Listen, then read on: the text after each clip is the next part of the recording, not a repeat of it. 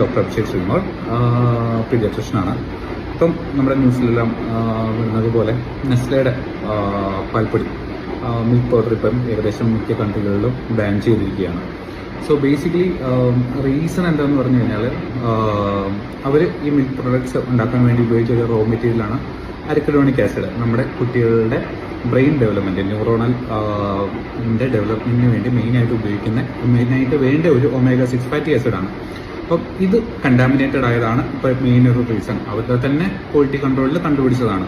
അതിനകത്ത് സെറുലൈഡ് എന്ന് പറയുന്ന ഒരു ടോക്സിൻ, ബാസിലസ് സീരിയസ് എന്ന് പറഞ്ഞ ഒരു ബാക്ടീരിയയുടെ ഒരു ടോക്സിനാണ് അതിനകത്തുള്ളത്. സാധാരണ നമ്മുടെ ഈ ഫ്രൈഡ് റൈസിനകത്തും പഴകിയ ചൈനീസ് ഫുഡ് കഴിച്ചു കഴിഞ്ഞാൽ സാധാരണ നമുക്ക് എല്ലാവർക്കും വരുന്ന ഫുഡ് പോയിസണിങ് കാരണം ഉണ്ടാക്കുന്ന ഒരു ടോക്സിൻ. അത് ഇതിനകത്ത് കണ്ടുപിടിച്ചുള്ളതാണ്. ഏകദേശം 11 ബ്രാൻഡുകളാണ് 11 അവരുടെ പ്രൊഡക്ട്സാണ് ഇപ്പോൾ ബാൻ ചെയ്തേക്കുന്നത്, അവർ റീകോൾ ചെയ്തിരിക്കുന്നത്. അപ്പോൾ നമ്മൾ ബേസിക്കലി ഇതുവരെയ്ക്കും ഇന്ത്യ അതിനകത്ത് ആ ഒരു ലിസ്റ്റിൽ വന്നിട്ടില്ല. Again I M telling you, ഇപ്പോൾ ഇല്ല എന്നേ ഉള്ളൂ.